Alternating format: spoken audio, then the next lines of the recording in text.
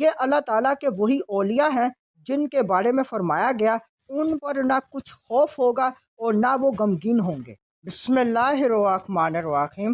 آج کی حدیث مبارک اولیاء اللہ کی شان، المستدرک الصحیحین، حدیث نمبر 7318۔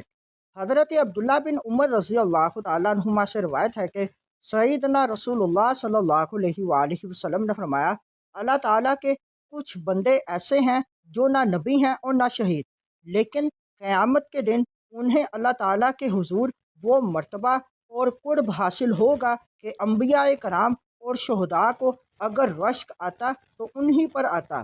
ایک اعرابی نے گھٹنوں کے بل کھڑے ہو کر عرض کی، یا رسول اللہ صلی اللہ علیہ وآلہ وسلم، ہمیں اللہ کے ان خاص بندوں کی صفت بتائیں اور ان کا حال ہم پر واضح فرما دیجیے۔